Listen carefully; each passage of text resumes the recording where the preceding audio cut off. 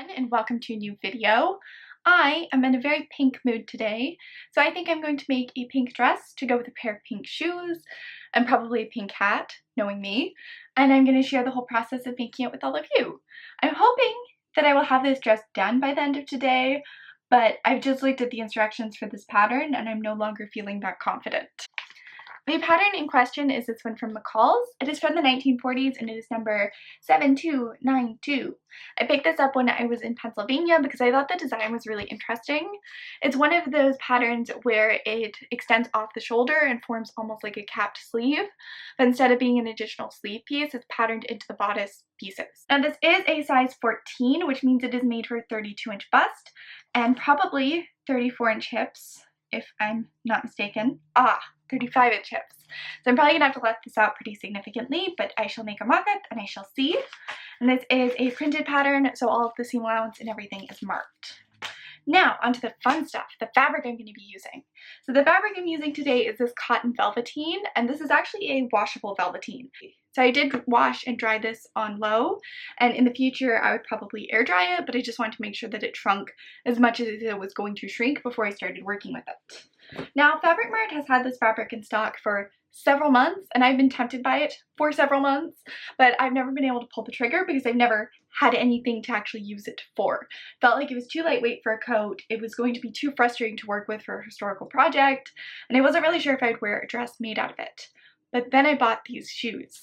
Aren't they gorgeous? These are from Memory, which is a brand that makes reproduction 1940s footwear. And all of their shoes are beautiful, but these pink suede Oxfords really caught my eye. And even though they'll go with a lot of things I own, I kind of wanted to make a dress that would match them perfectly. So that's finally the motivation I needed to buy this fabric, and I'm really excited to turn it into a 40s dress to match these 40s shoes. So this pattern was a little bit crumpled and I had to iron everything, and it was folded incorrectly, which made me think it had been used before. But once I got everything opened, I realized that they still had the margin around them. So I haven't seen this on any of the vintage patterns so far. In fact, I actually thought that all vintage patterns didn't have margins. So basically now modern patterns are printed on a single sheet of paper or several sheets of paper, and then you cut out the pattern to be your exact size. The vintage patterns only contained a single size per envelope. So they could actually pre-cut the pieces to the exact size, and then you didn't have any excess tissue paper to trim away. And I thought it was that way up until they started making patterns in multiple sizes, but it looks like this one still has a pretty significant margin around it. For several years now, I've been using fabric my mom was getting rid of for mock-ups, but I've recently run out, and I've also decided that I want to be a little bit more ambitious when it comes to patterning things and picking projects. I want to be a little bit more adventurous, which means I need to make multiple mock-ups to ensure everything is correct since they're pieces outside my comfort zone. And to do that, I purchased a ton of muslin. And I must say it's very satisfying to make all of my mock-ups out of a very clean, nice-looking fabric. I don't like the fact that I had to pay for that fabric, but it is enjoyable using it. So now I can very carefully cut these out, and I'm going to do my best to remember to add extra fabric where I need it, because otherwise it's definitely going to be too small for me.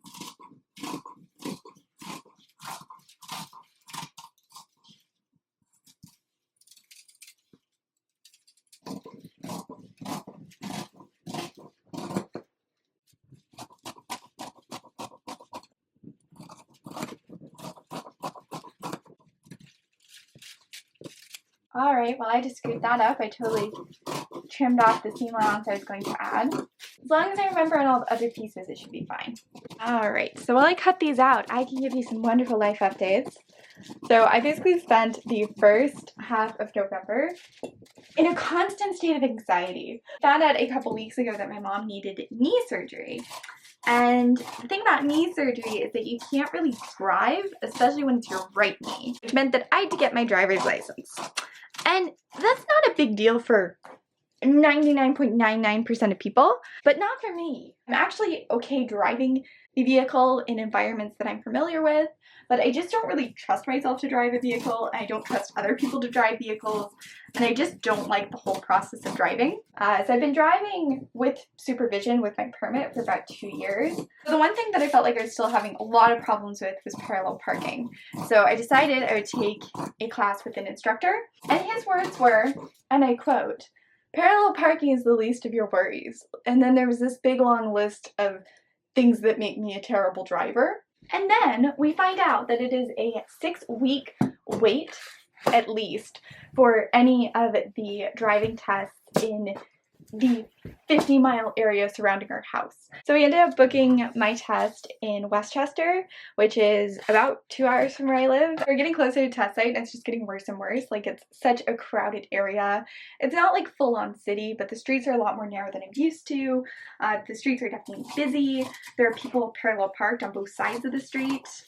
It was like an area I'm unfamiliar with, an amount of traffic I'm unfamiliar with. No confidence that I was going to pass, and I was feeling so guilty for the fact that I probably wasn't going to pass because it was so far away, and I was all stressed because that meant that I'd have to schedule another test and I'd probably have to schedule in a different area, and I was worried the instructor was going to be mean, and I was just terrified about every part of the process. And by some miracle, I passed. Still not very confident in my driving abilities in areas I'm unfamiliar with, but at least I'll be able to take my mom to her doctor's appointments, which was the point of this whole thing. And I'm sure it doesn't sound like a big deal because to most people it's not, but that's been something that I put off doing for like 5 years now because I was too scared to. So I'm kind of proud of myself that I finally did it. And to celebrate, I'm actually going to go to Joann's this afternoon. Back from Joann's. So I thought I would show you what I got from Joann's. I got some embroidery floss because it was 40 cents a skein, which is pretty good. Then I got this really cool sparkly trim, which is not historically accurate at all, but I thought might be really cool on some sort of Elizabethan project. They had these 70% off. They're basically glass glazed candy corn beads, so I thought I might be able to do something fun with these next year for Halloween. And then I picked up interfacing. I wish I had this fabric a week ago because it actually matches an Edwardian suit I'm making perfectly. I'm planning on using this for a coat in the future. It's part of the Platitudes line, and it's in a really pretty pinkish beige tone. Then I bought the exact same fabric in this dark red, and I'd hoped to get 7 yards of this, but they only had 4.5. So I'm not quite sure what I'm going to use it for, but I really, really liked it. And lastly, I got my patterns. So my 2 most recent patterns with McCall's have come out. There's M7886, which is a cape pattern. And then there's the dress that goes underneath it, which is based off of a piece I made a couple years back. I remade it for this and documented the pattern a little bit better and fine-tuned some points. So that is just your not so typical fairy tale ball gown, which is kind of inspired by 18th century fashion. Anyway, I've gone ahead and separated out the mock-up pieces for the bodice as well as the mock-up pieces for the skirt. Obviously they're connected, but they'll be assembled somewhat separately and then seamed together at the waist. So it looks like they want me to start by sewing up the center back collar seam on the front panel, and also gathering the shoulders and creating pin tucks at the bottom edge. Then it wants me to do the bound buttonholes, which I'll be skipping for this mock-up, as well as sew on the front yoke. Now, I have no idea why they would call that piece the front yoke. They actually specifically call it the waist front yoke, which is really weird considering it is placed at the shoulder of a garment. Like, I really don't understand the thought process of that, but it is what it is. Then it wants me to sew in the facing and do some gathers and tucks on the back panel and do some collar-y stuff. And then, as you can see, after all of these instructions for the bodice, we basically just have a skirt that is completely seamed together. So I will probably start by seaming together the skirt just to get my spirits up, and then I will move into more of the fiddly stuff on the bodice. And hopefully, as I said, I will have a functional mock-up to fit before the evening is over. Alright, so it took me all of 8 minutes to get the skirt together. I didn't pin anything, I just matched the notches up and then sewed everything with 5/8 of an inch allowances. I left this portion open in the left side, which will allow for a zipper, because this is another one of those patterns that has a side placket closure as well as a button down front. And I'm going to do a fitting with this after I piece together the bodice. So I don't know how much of this I'm going to show, just because I think it'll be more interesting to show the construction process on the actual garment as opposed to the mock-up. But I might chime in here and there if I find something especially frustrating. And I think there's a decent chance of that because this looks quite frustrating. So this is kind of strangely done. Basically, the front piece is drafted with the collar that extends around the back pieces. So there's this almost right angle seam here, and I could not get the notches to line up properly. There just wasn't enough space. I kind of had to cut that corner a little bit, and the seam line is here, and then there's all this excess material here. I'm not sure if that's right, but that's how it ended up working. So I will try and fix that if it ends up looking terribly in the fitting, but in the meantime, I'm just going to carry on with following their instructions. And the next step is sewing on this facing thing. So I got the mock-up completely put together. I haven't hemmed things and I haven't done any of the work by hand, but this should be a decent representation of how it will fit. So I'm going to go ahead and put it on and let's hope for the best. Also, I haven't made the shoulder pads yet. They actually tell you to make the shoulder pads first and to do all the fittings with the shoulder pads. But the instructions for the shoulder pads are so complicated, I'm really not that confident in my ability to make them once it is after 9 o'clock at night.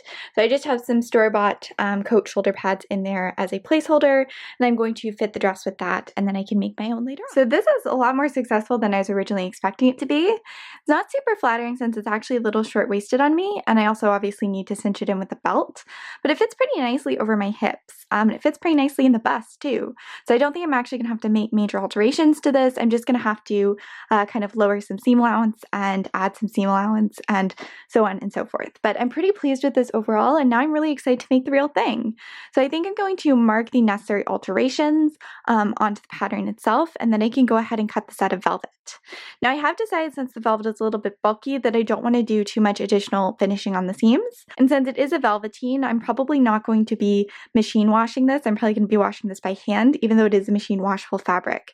So I feel comfortable finishing the edges just with pinking shears, and I think it will still hold up pretty well over time because it didn't fray too much at the ends when I washed it. So that means I don't have to worry about adding additional seam allowance just for the sake of finishing the seams, which is always nice. So when I was cutting out the skirt, I actually left a 1/2 inch of the excess tissue paper around the edges that I wanted to make 1/2 inch additions to.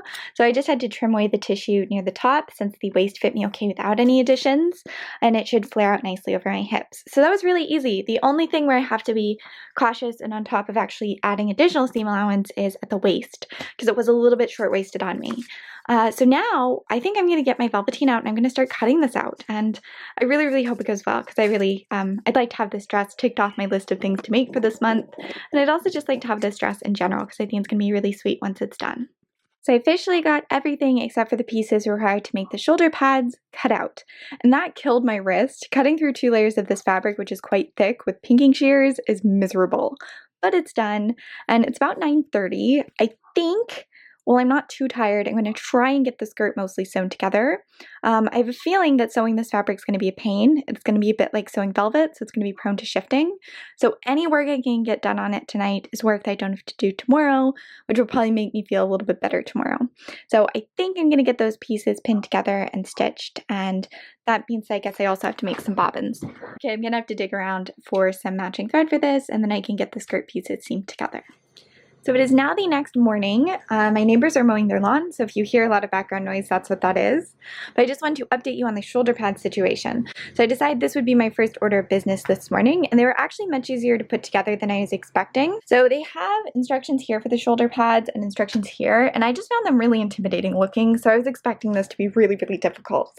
In the past, patterns from the 1940s I followed have just had you take a square of fabric and fold it in half, and then have the folded edge align with the outer edge of the shoulder. So it's been a lot more simple than this, but it wasn't too bad. The shoulder pads consist of 3 pieces. There's the bottom piece, there is the side piece, and then there's the top piece. So you stitch them up from the bottom, and then you create this little pad out of layers of interfacing and quilting batting. And each layer is progressively smaller and smaller, and it tapers off towards the outer portion. So then you just stick this inside of the shoulder pad cover you've created. This goes on top and you sew up the edges. So it's actually really pretty easy. It's a little bit more fiddly since you have to cut out so many layers of quilting cotton, but it didn't take me very long and I'm pretty pleased with how they look. I did make some progress on the skirt last night. This fabric is troublesome to sew, which I had expected. It does warp a little bit and it doesn't seem to warp evenly. So for example, the hem ended up really uneven because one side lined up perfectly and sewed perfectly, and then the other side ended up being 1.5 inches too long and puckering quite badly. And even though I tried to redo it 2 times, I still had the same problem. So I ended up leveling the hem this morning, and I'm going to do up the side seams, and then this part will be sorted and I can get back to work on the bodice. So I might do this while I wait for my neighbor to stop mowing his lawn, because I wanted to explain the bodice process in a little bit more detail, and it's going to be pretty annoying if there's that background noise there, but we'll see. While the lawn mowing continues, I'm going to try and cover this plastic buckle for the belt. This is a superior buckle from the 1940s or 50s, and I have 2 of them, so I'm going to use the one that isn't in as good a condition and cover it.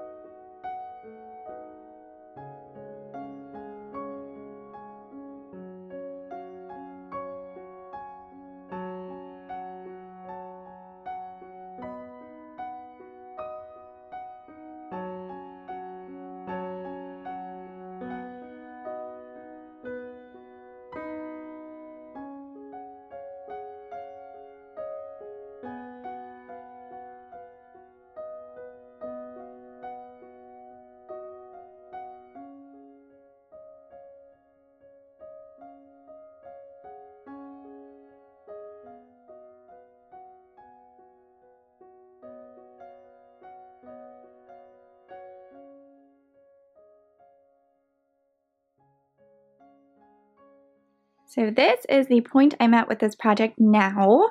I ended up getting all of the pin tucks done. So I think I've mentioned these before, but pin tucks is basically just an open-ended dart. So you fold the fabric and then you stitch it across a line and you just backstitch at the end and then it's open and it provides volume. These look a little bit messy just because my thread kind of got caught when I was doing it, but I will go through and trim that and then it will look a bit better. And I also ironed these. They didn't specify what direction to iron them, but you can kind of tell on the instructions. So I made sure they were all pointing in the right direction. So the volume is where it's supposed to be. And there are also 4 of these tucks on the back. And then I sewed what they refer to as the front waist yoke, which is basically just like the shoulder band, onto the back panels. And I gathered the shoulder portion of the front panels. So now this can be sewn together. And it's quite tricky the way it's sewn. So this entire edge gets sewn across here. I can zoom out a little bit.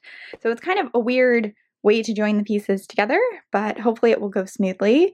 It went okay on my mock-up, but I did have to trim a little bit of excess material off. So we'll see how it goes this time. And I've also cut out the facing and then I sewed up the back seam of the facing and I turned the edge inward by 5/8 of an inch and sewed it down. So now this is ready to be sewn in once I finish sewing this bizarre seam. So this is what I mean about things not lining up perfectly. I matched the 2 notches here and I matched the notch here and I matched the center back. Then there's just this portion where there isn't really enough material to make this very sharp turn. I think it's okay for me to just trim off this excess, but there really is no other option because there just isn't enough material to extend it out all the way to here. So that is what I'm going to do, and I'm going to sew this with a 5/8 of an inch allowance, and then I can stitch in the facing. So that is the seaming done, and I just did a quick little try on it. It looks okay. There were a couple little puckers here, but I'm hesitant to rip it out just because that's where the notches are. I don't want to cause that fabric to fray and potentially actually split past the seam point. And it doesn't really matter because the collar is going to turn outward at that point, cover it. But at least I have one side that looks nice, and it actually went better than expected just in general since this is a pretty warp-prone fabric. I wasn't sure if I was going to be able to keep things from slipping and actually get them lined up nicely. But I did! So now I'm going to go ahead and add the facing. This is one side just laid on top. It's basically going to cover the entire collar, and I'm going to sew it on with the right sides facing each other and then turn it inward. So that way when the collar turns out, you're not going to see the ugly lining. You're going to see an equally nice layer of material. So that is the next step, and I'm going to use a lot of pins for this because I don't want it to shift around when I'm sewing. So I can't remember when I last updated you. I think I was sewing the facing in. As you can tell, I've moved along a little bit since then. I got the buttonhole sewn, I got the facing partially sewn in. The stitching to secure the facing, even though I was just using slip stitches, was really visible from the front side of the fabric, since it's a fabric that dents very easily, kind of like wool. So I only secured it around the back edge where I thought it was at risk of flipping outward, and then the stitching across the waistline kind of secures it down here, and the buttons and the buttonholes obviously secure it at this front edge. So hopefully it will be okay. If not, I can add more tacking stitches to prevent it from flipping outward around the collar at some point. Also, that's what the back looks like for anyone who's curious. I have exactly one of these snaps left, and I need exactly one snap for this project.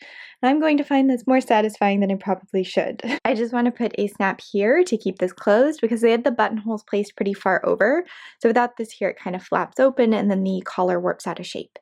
So I'm going to add a snap to fix that, and then I'm going to go ahead and hem the sleeves, and then I can get the skirt sewn on and work on hemming that and other fun stuff like zippers. So I just got the skirt sewn on, and the skirt is actually sewn on in an interesting way. The top edge is folded inward by 5/8 of an inch and then top stitched on. I don't know if you'll be able to tell, but it actually worked out really well with the Velveteen since it's easier to top stitch it than it is to get an even seam with it. So I'm pretty pleased with how this looks. I do think I need to level the hem slightly, and the bodice might not fit me perfectly, but I think it's pretty good, and once I get a belt on, it's going to be really flattering. I realize it doesn't look particularly grand from this angle, but I think the dress is done. So I went ahead and hemmed the sleeves. I turned it inward by a 1/2 inch and basted it down, and then I turned it inward by a 1 inch as was marked on the pattern. There's a little bit of puckering underneath the sleeves, and I don't love how it hangs when it's worn, but I think that's intentional. At least that's what's shown on the pattern, so that's what I did. I also sewed in the zipper. It's not my best zipper work, but it's not terrible, and considering the fabric and how little room there was to manipulate the material there, I think it's fine. And then finally I hemmed the beast. So I actually hemmed this using the binding method. So I top stitched binding onto the raw edge of the hem, and then I folded the hem inward by about an inch, and then I just whip stitched it down. So I've given it a good iron, and now I'm ready to try it on. I did also make the belt. So earlier in the day I said that I was going to cover the belt. It actually took me like half an hour to do, and it still looks terrible. Oh my gosh, guys, I'm so happy with it. I think it is just the cutest dress. I can't really tell if the hem is completely level. I think it's pretty level. It just hangs a little bit weirdly since I have the belt cinching it in. But I love how this turned out. I think it's really flattering and it's really cute. And I love the weight of this material because it makes it more appropriate for cooler months. But I can still wear this in the spring because it's got such a lovely color to it. It matches the shoes perfectly, and now I want to make a little hat to go with this too, so I can have a fully matched ensemble. And I'm just so pleased with this. I really like how this pattern went together. I really enjoyed making this, and I hope you guys really loved seeing me make it. I'm going to edit this video tonight, and depending on how much footage I have, there might be some follow-up clips of me making a matching hat, but if I already have about 20 minutes of footage, then I'm probably just going to cut this here and include some photos of it worn in a nicer environment than my messy sewing room. But yeah, I'm just really happy with how this turned out, and this was a fun, classic little weekend sewing vlog for me to film. So that is it for the construction part of the video. The dress is now finished, and I'm really pleased with how it fits and how it looks and how the weight of this fabric turned out and how the color of this fabric turned out. I just think this was altogether a big win for me, and I'm so pleased with the end result. I think the collar is really cute. I think the shaping is really unique and quite flattering. I actually like the buttons down the front and the placket closure because it means I can pull it on over my hips. And I think the matching belt I made is quite sweet too. It also ended up being a lot easier to put together than I'd expected. The instructions and the tissue paper markings were originally quite intimidating to me, but I took them one step at a time and it ended up being pretty intuitive to put together.